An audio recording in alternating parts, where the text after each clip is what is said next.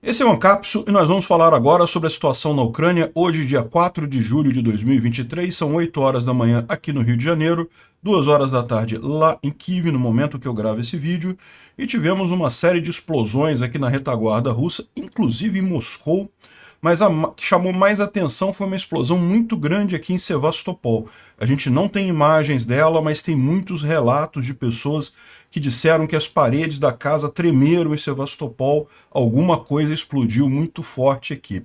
Também tivemos outra explosão grande aqui nessa região de Yakimivka, próximo a Melitopol. Vocês podem ver, é bem na região aqui da linha de trem que chega a Melitopol. Provavelmente é um ataque similar àquele que houve em Rykov alguns dias atrás. Vocês lembram que conseguiram destruir uma grande quantidade de munição e equipamentos que estavam em caminho aqui da frente de Zaporizhia. Então tivemos mais um ataque aqui em Rykov e vários outros aqui na retaguarda que a gente vai mencionar. Tudo indica que os ucranianos estão apertando o passo na ofensiva, tanto aqui em Zaporizhia quanto na região de Bakhmut. A gente tem informações de novos avanços aqui próximos a Piatihatsky, embora não na direção de Jerebianki. Os ucranianos teriam avançado mais para o sul aqui, mais para o sudeste. E também tem avanços aqui na região de Robotny, mais uma vez os ucranianos tentando fazer a pinça aqui nessa região. Também aqui em Velika Novosilka houve avanço ucraniano também, mas o ponto que está chamando a atenção de todo mundo mais uma vez é aqui na região de Bakhmut, em que os ucranianos estão atacando direto do Bovo-Vasilivka e também Klishivka aqui ao sul. Como vocês podem ver, já tem até bombardeio russo em Klishivka, o que mostra que parte da cidade já está na mão dos ucranianos.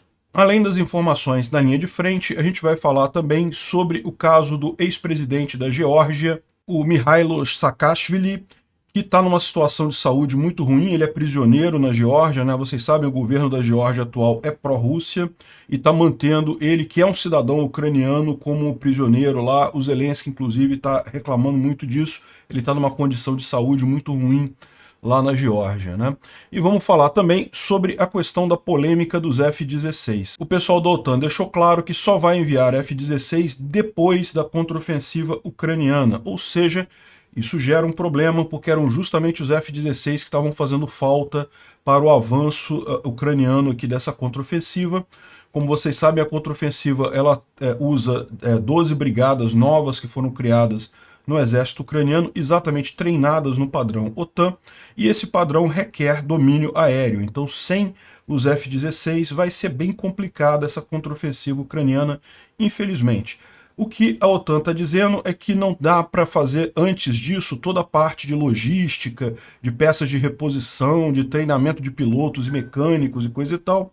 Mas a suspeita, mais uma vez, é que, na verdade, este não é o problema real. O problema real é que a OTAN está com medo do Putin fragilizado demais lá na Rússia, de acontecer alguma quebra de controle muito forte lá na Rússia, uma revolução que pode piorar muito as coisas lá, Vamos falar sobre esses e outros assuntos em detalhes. Essas notícias foram sugeridas por Nine e os Caçadores da Narrativa Perdida, Vaquinha para o Peter arrumar o site e várias outras pessoas. Obrigado aí ao pessoal que sugeriu as notícias. Obrigado a você que está assistindo o nosso vídeo. Se você gosta do nosso conteúdo, por favor, deixe o seu like e se inscreva aqui no canal, Pois bem, antes de a gente começar o assunto, deixa eu lembrar vocês que ontem eu fui no Fala Glauber Podcast e falar justamente sobre Rússia e Ucrânia principalmente. Se você tiver curiosidade, dá uma olhada lá, ficou muito bacana o nosso papo, gostei muito da conversa lá.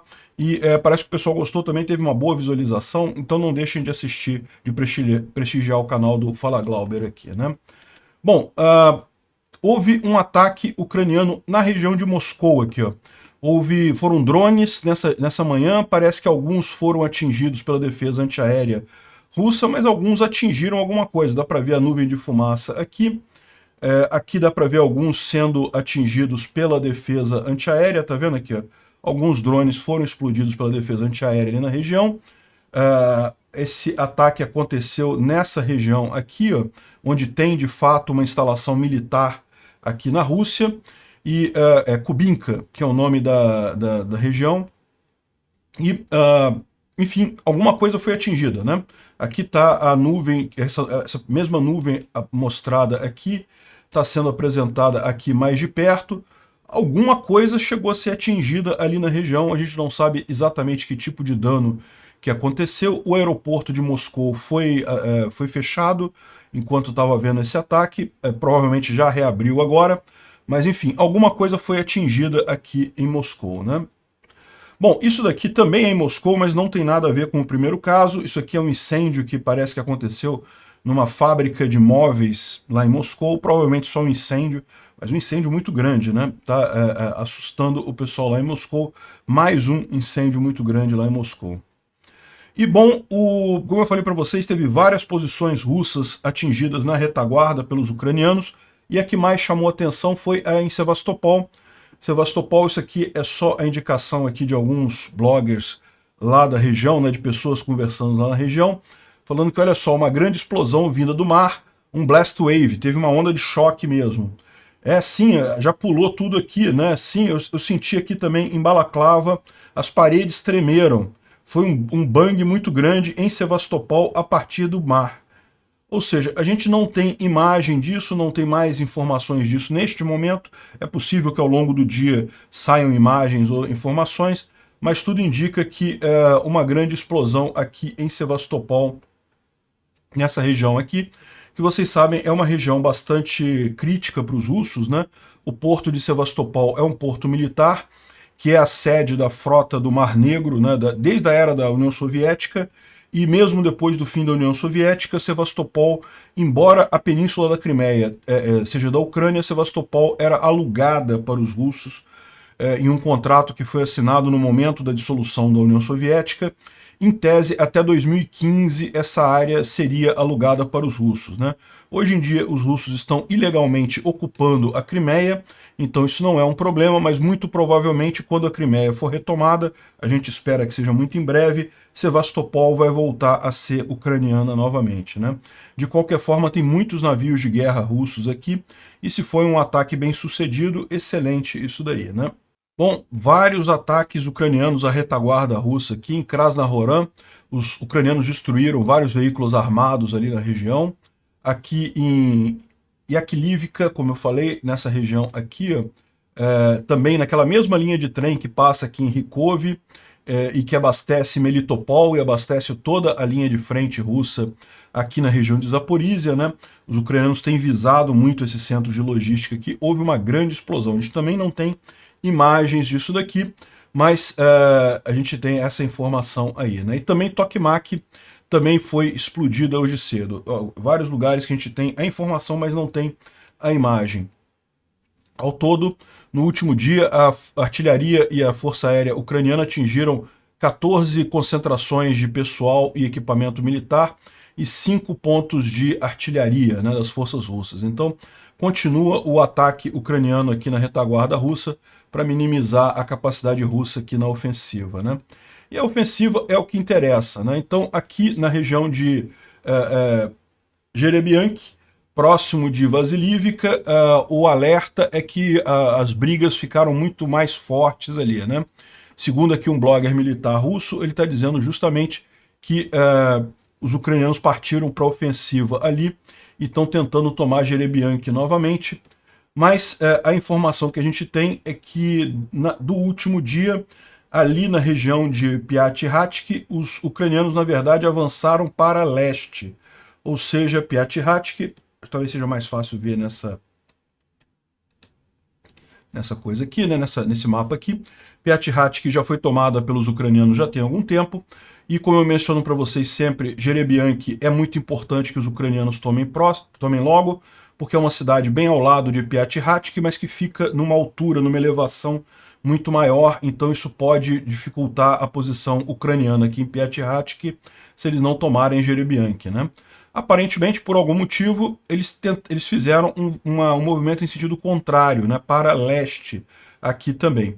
Pode ser aquela estratégia que a gente falou sobre ela alguns dias atrás, deles estarem optando por, ao invés de avançar para Vasilivka aqui por Jerebianki, eles aproveitarem essa ravina aqui e entrarem em algum lugar aqui a oeste de Dolinka, né? Entre Dolinka e Grozov. Nessa região aqui, é uma região que está muito minada, mas que os russos têm menos proteções ativas, tem menos tropas aqui. Tem muita mina, mas menos tropas. Talvez seja a alternativa para os ucranianos aqui. Eles vindo aqui por baixo, eles também minam a posição russa aqui em Jerebianki, né? Enfim, e tem uma outra rota para chegar aqui em Vasilivka também, aqui por Grozov. Então é uma possibilidade esse movimento que eles estão fazendo aqui, né? Tem uma outra imagem aqui, ó, que mostra melhor essa coisa, que eles estão realmente andando aqui em direção a Dolinka. Entre Grozov e Dolinka é onde os ucranianos estão avançando aqui, né? É lógico, eles também estão atacando Jerebianki, continuam atacando Jerebianki. Eles não têm como parar de atacar Jerebianki, aquilo que eu falei. A posição ucraniana em Piatihhatka, ela é instável. Se eles pararem de atacar Jerebianki, Jerebianki toma Piatihhatka. Então eles têm que tomar aqui também, não tem jeito, né? Mas talvez façam uma volta aqui para atacar, por exemplo, Jerebianki de mais de uma direção, né? Talvez do sul. Aqui é uma possibilidade. Também tem uma nova área aqui que está controlada pelos ucranianos, também a leste aqui da região de Robotny, próximo a Novopokrovka. E a gente sabe também que os ucranianos estão atacando Luhivsk. A gente já falou com vocês isso alguns dias atrás. Luhivsk chegou a ser tomada pelos ucranianos, depois os russos fizeram uma contra-ataque, retomaram Luhivsk. Então, no momento, Luhivsk está aqui nessa zona cinza, né, na No Man's Land aqui, na terra de ninguém, justamente porque está em disputa, né? Uma hora os ucranianos tomam, depois os russos retomam, e continua o ataque aqui em Robotny, exatamente como a gente mencionou, os ucranianos fazendo a pinça aqui dos lados de Robotny, avançando tanto a leste quanto a oeste. A cidade está muito fortificada, tem muitas tropas russas ali, muito equipamento também, então não vai ser rápido tomar Robotny, mas continua o avanço ucraniano nessa região aqui, né? A gente tem informação também de canais russos que os ucranianos estão aumentando, está havendo um aumento na força ucraniana ali na região que eles chamam de Vremivsk, né? Na saliente de Vremivsk, mas na verdade é a região de Velika Novosilka, né? Como a gente fala aqui para vocês, logo nessa região aqui. Velika Novosilka é aqui, Vremivka é essa outra cidade aqui. Os russos chamam essa direção aqui de Vremivka, porque eles estavam ameaçando Vremivka no início dessa história toda, mas atualmente os ucranianos estão aqui novamente atacando Priutny e Urozhaine e Staromayorsk. Essa é a situação aqui nessa região. A gente só sabe que a coisa está avançando, né, que está havendo uma força maior por aqui. Nessa visão aqui, nesse mapa, os ucranianos avançaram mais a leste de Priutny. Então Priutny já está sendo atacada aqui por várias direções. A gente não sabe por quanto tempo vai demorar aqui. Os russos conseguem segurar Priutny, não deve demorar mais muito tempo. Mas de qualquer forma, o avanço aqui continua lento nessa direção também, né? Bom, e vamos falar de Bakhmut, né? Bakhmut, aqui tem uma imagem bonitinha do pessoal botando a bandeira ucraniana, mas é lógico, isso daqui é no Bakhmut Raiol, né? Ou seja, na região de Bakhmut, né? O Raion de Bakhmut, distrito de Bakhmut. Então, segundo diz aqui o Azov South, a situação está deteriorando para os orcs lá em Bakhmut. O Grey Zone, que é aquele canal do Prigozhin, né, do grupo Wagner, está falando aqui. A situação está deteriorando cada dia. O inimigo não abandona a tentativa de cortar os flancos lá em Bakhmut. Por exemplo, no flanco direito, né, que é a parte norte de Bakhmut, a 56ª Brigada de Infantaria Motorizada Ucraniana avançou de Orihovo-Vasilivka e está tentando cortar a nossa posição ali, que defende do Bovo-Vasilivka, né? Então vamos entender isso aqui no mapa. A gente está falando aqui do flanco norte de Bakhmut, né? Bakhmut está aqui, o flanco norte. Orihovo-Vasilivka, ela tinha sido tomada pelos russos, mas os ucranianos já retomaram, já está agora fortemente em poder dos ucranianos aqui. E do Bovo-Vasilivka, que é esse outro vilarejo aqui, fica um pouco mais ao sul, fica mais elevado. Então o que ele está dizendo é justamente que os ucranianos estão a partir de Orihovo-Vasilivka atacando do Bovo-Vasilivka, e isso pode tirar a posição de defesa dos russos de Berkivka, né? Berkivka aqui é uma outra cidade que está sendo disputada pelos ucranianos e pelos russos. os russos têm a vantagem justamente porque eles têm essa região aqui, que é uma região mais alta, onde fica Dubovo-Vasilivka, né? Nesse momento, essa posição nossa não apenas provê cobertura para o flanco da defesa de Bakhmut, mas de fato toda a seção controlada por nós, por colinas dominantes, né? Em todo o entorno dali, o que se a gente perder a entrega dessas posições, teria consequências deploráveis, evidentemente, para os russos aqui, né? Até a possibilidade de desbloquear a estrada entre Bakhmut e Slaviansk. É essa estrada, a M3 aqui, né? A M3 liga Bakhmut até Sloviansk, Sloviansk fica aqui em cima, né? Sloviansk. Então, qual que é a preocupação dos russos aqui? Se eles perderem Dubovo-Vasilivka, Berivka perde, e os ucranianos chegam aqui até a M3, o que corta toda essa via de suprimento dos russos norte aqui para Bakhmut, né? É lógico, isso não é um cerco de Bakhmut. Bakhmut tem várias outras estradas que chegam aqui a partir de leste, então os russos continuam conseguindo abastecer a cidade aqui a partir de leste, mas certamente gera um problema para eles em termos de logística aqui, separando todas essas forças aqui em Krasnohoran, Soledar e várias outras regiões aqui, né? Ou seja, essa posição russa aqui em Dubovo-Vasilivka é muito crítica e os russos estão ameaçando perder ela ali, né? Ao mesmo tempo, a 92ª Brigada Mecanizada Ucraniana está tentando cortar a posição russa do outro lado. Tem avanço também na parte frontal da posição, e o inimigo sabe da importância da área sob o controle dele, tentando tomar o território em pequenos passos, né? Então, ou seja, além aqui de vir aqui por Orihovo-Vasilivka, também frontalmente a partir daqui os ucranianos também estão tentando atacar Dubovo-Vasilivka, né? Essa informação aqui é do Igor Girkin, né? O Igor Strelkov, aquele criminoso de guerra. Olha só, aparentemente o inimigo retomou a ofensiva no saliente de Vremsky, né? A gente já falou sobre Velika Novosilka. E também luta muito pesada, informação alarmante está vindo da área ao norte de Bakhmut, justamente onde está o terceiro corpo do exército subpopulado, né? Ou seja, os russos estão com pouco pessoal, poucos guardas ali nesse terceiro corpo do exército ali do lado deles, né? Eles falam aqui on our side, evidentemente o cara é russo, está falando do exército russo. O inimigo naquela área tem avançado, o quão profundo eu não posso dizer, tem pouca informação, mas reservas são necessárias urgentemente, né? Ou seja, o cara está avisando ali que a situação, como o próprio Grayzone falou aqui, essa situação aqui no norte de Bakhmut está ficando bastante crítica, justamente porque Dubovo-Vasilivka é muito sensível e está perto de cair. O Reporting from Ukraine, esse canal eu recomendo para todo mundo, é muito bacana, ele faz as análises militares aqui dos avanços ucranianos e russos e coisa e tal, e ele está falando aqui sobre um movimento ao sul de Bakhmut, né? Então, da mesma forma que o flanco russo aqui ao norte de Bakhmut está sendo destruído, também ao sul de Bakhmut, aqui em Klishivka, também houve muito movimento, né? Como vocês podem ver aqui, Klishivka já foi bombardeada pelos russos, o que indica que tem muitas tropas ucranianas por aqui. E o que está acontecendo? Os ucranianos tomaram ou retomaram essa floresta que tem aqui entre Klishivka e Bakhmut. Então, se você olhar essa área verde aqui, ó, já foi tomada pelos ucranianos. E também aqui ao sul, a gente já tinha falado isso, os ucranianos avançaram além desse canal aqui. Esse canal que é retratado aqui é um canal artificial de irrigação, né, que passa aqui, e os ucranianos teriam já tomado essa área por aqui, então estariam fechando o cerco em Klishivka, vindo aqui pelo norte e pelo sul, né.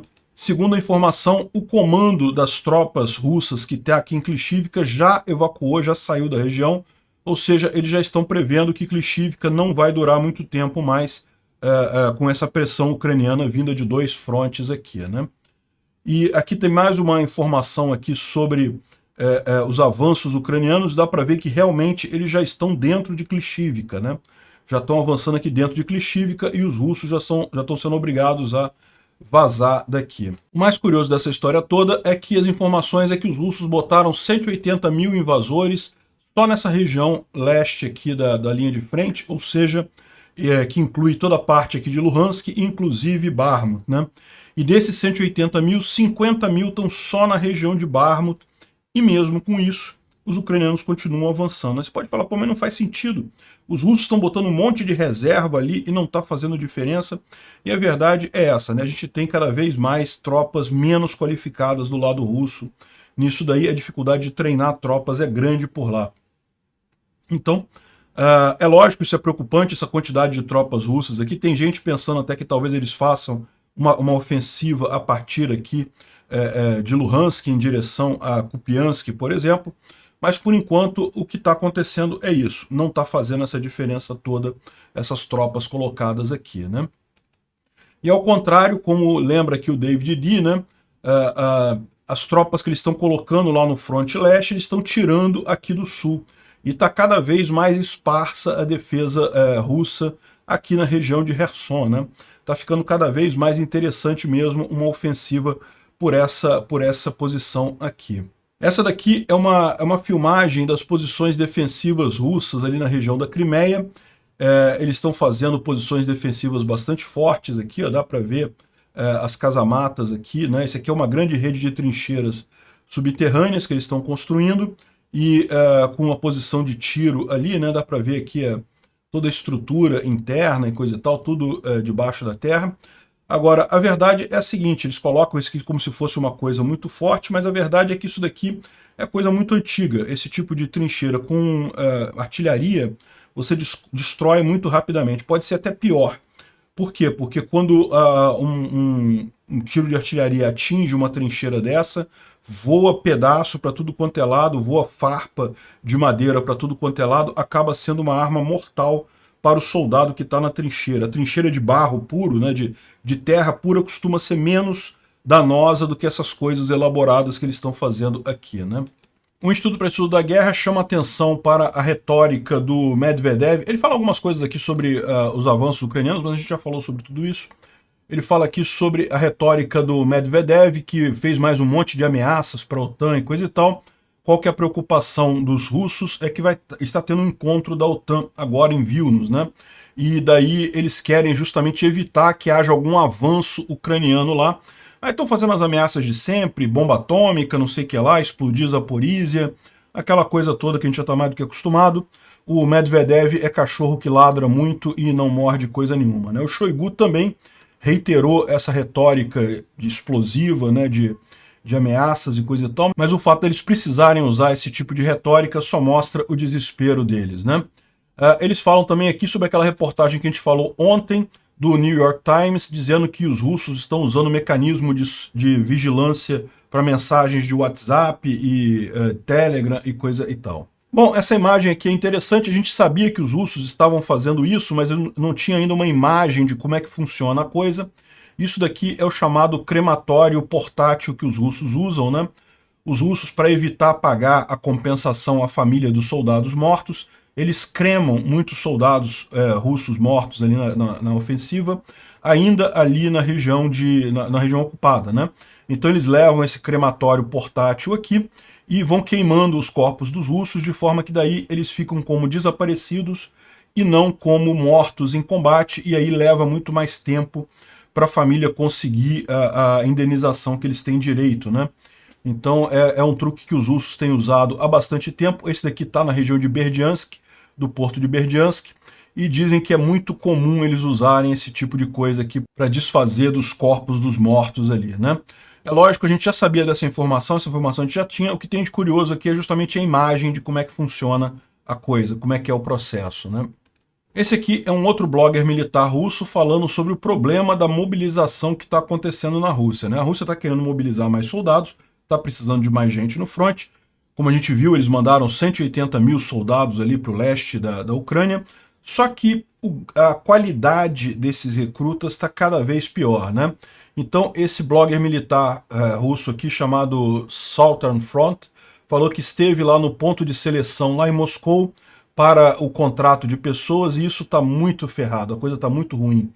Além de, em adição à segunda onda de mobilização, estamos esperando por uma bomba de tempo, né, uma time bomb, né, uma bomba em contagem regressiva, na forma de viciados em drogas, bêbados, pessoas sem casa e pessoas francamente se desfazendo vivas, né?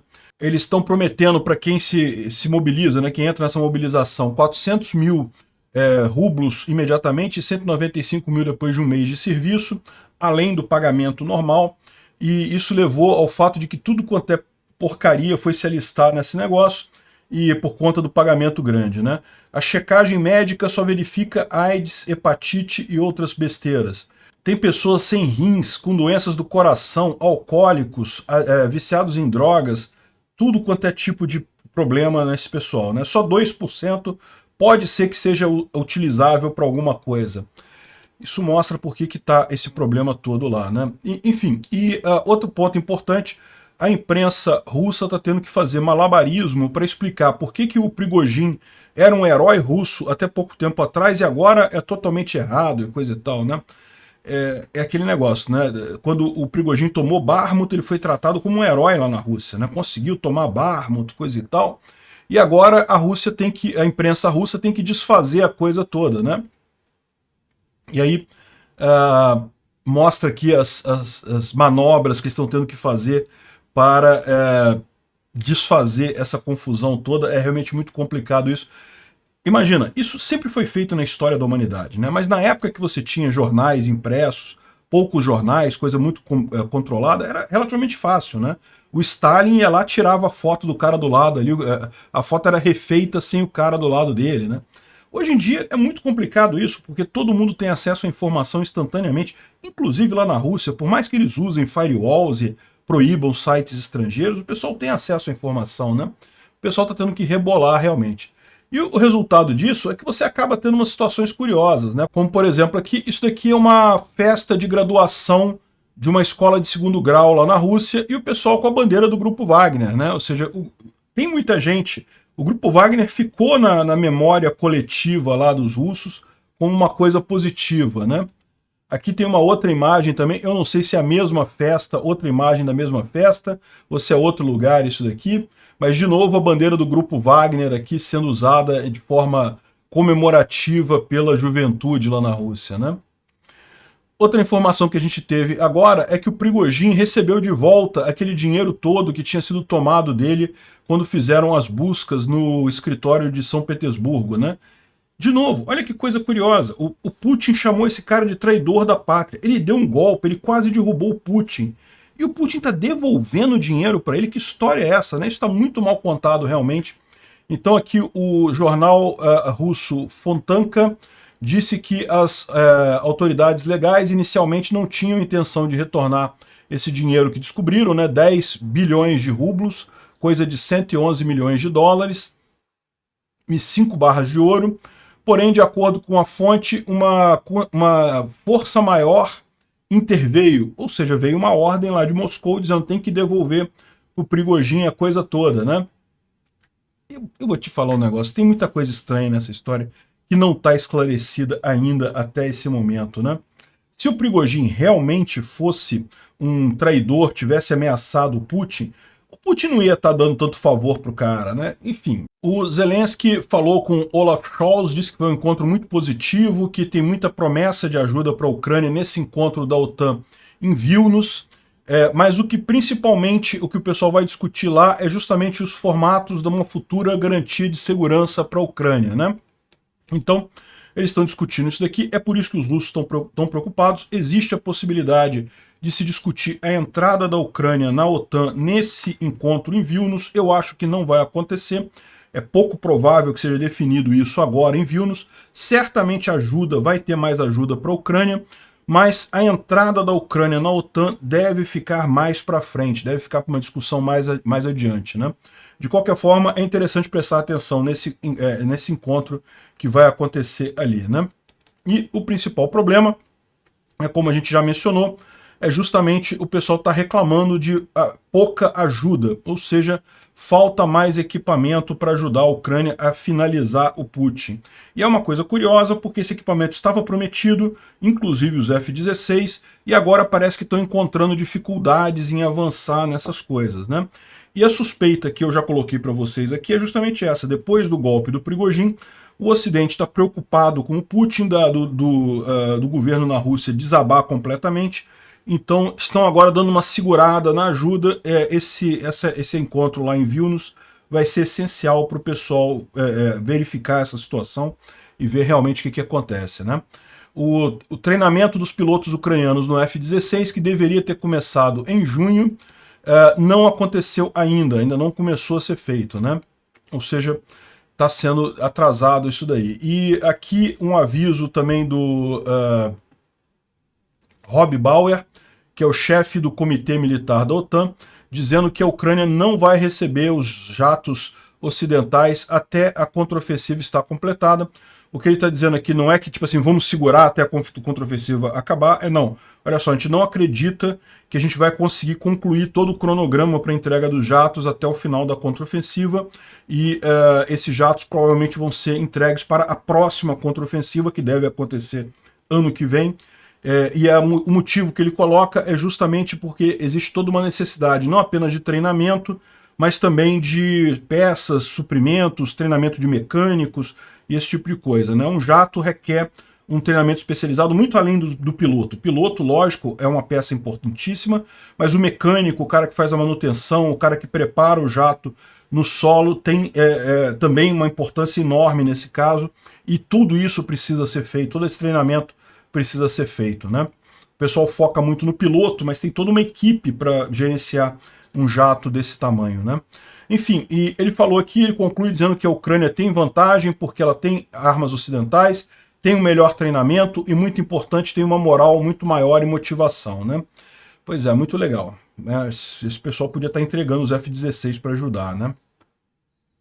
Curiosamente, saiu a informação agora do próprio Dmitry Kuleba, que é um ministro da Ucrânia, né, das relações exteriores da Ucrânia, que ele disse que agora a liderança russa recebeu um número de avisos muito grandes dos países ocidentais, de que, inclusive aqueles que não são aliados da Ucrânia, ele está falando especificamente aqui da China, sobre a inadmissibilidade da chantagem nuclear, né, da ameaça russa de explodir a usina de Zaporizhia, né?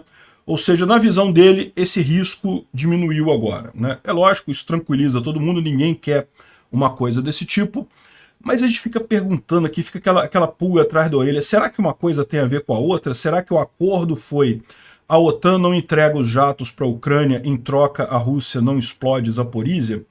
Não sei, não estou dizendo que seja isso, né? Mas as duas notícias saíram no mesmo dia. Primeiro, que não vai ter jato para a contraofensiva ucraniana, isso aí a gente está falando só para o ano que vem, os jatos F-16, e ao mesmo tempo, não tem mais risco a Zaporizhia, a usina está segura, os russos não vão explodir mais ela.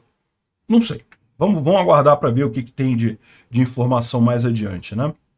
Bom, o Zelensky expulsou o embaixador da Geórgia devido à situação do ex-presidente o Mikhail Saakashvili, que ele é cidadão, ele é nascido na Geórgia, mas ele durante um período ele se exilou na Ucrânia, então ele também é cidadão ucraniano, ele participou inclusive da política ucraniana uma época, depois voltou para a Geórgia para fazer, ele é fortemente pró-Europa, é contra a Rússia, e lá, voltando para a Geórgia, como neste momento o governo da Geórgia é pró-Rússia, aí ele acabou sendo preso por traição, aquelas coisas igual o Alexandre de Moraes faz aqui no Brasil, atos antidemocráticos, né, fake news, eu não sei o que lá, arruma um motivo qualquer e prende o cara, e o que aconteceu é que ontem foi liberado um vídeo dele, em que ele aparece muito magro, né? Realmente, claramente está sendo maltratado na prisão. Havia suspeita que ele tinha sido envenenado. Então é esse cara aqui, o Mikhail Saakashvili. Então a suspeita de que ele esteja sendo morto pelas autoridades lá da Geórgia, né? E daí a pressão do Zelensky sobre o ex-embaixador, a expulsão do ex-embaixador, a expulsão do embaixador por conta desse julgamento do ex-presidente, né? Bom, a Ucrânia começou obras de redes de distribuição de água para atender as cidades que ficaram sem água ali na região da Nova Kakhovka, né? Aquela grande... uma vez que esse grande reservatório agora não tem mais água, várias cidades aqui que dependiam desse reservatório para o seu suprimento de água ficaram sem água. Então os ucranianos estão fazendo aqui as obras para fornecer água nesses locais, né? Bom, teve também a informação de que um procurador russo foi encontrado morto num rio, Mas ele não se afogou, né? Enfim, é coisa de mafioso mesmo. O nome do rapaz é Andrei Fomin. Ele estaria nadando no Volga, o rio lá, o rio mais longo da Europa, e de repente morreu nesse final de semana. Enfim, é isso daí. É tão comum isso acontecer na Rússia, né? As pessoas ficam perto da escada, fica perto da escada, cai da escada, fica perto da janela, cai da janela, vai nadar no rio, morre sem ser afogado. Não vou nem me perguntar o que aconteceu aqui. Obrigado por assistir o vídeo até o final. Além de curtir, compartilhar e se inscrever no canal, considere se tornar patrocinador com valores a partir de R$ 1,99. Clique no botão Seja Membro abaixo para saber as condições e vantagens de patrocinar o canal. Mais informações sobre o nosso projeto, visite nossos sites indicados na tela.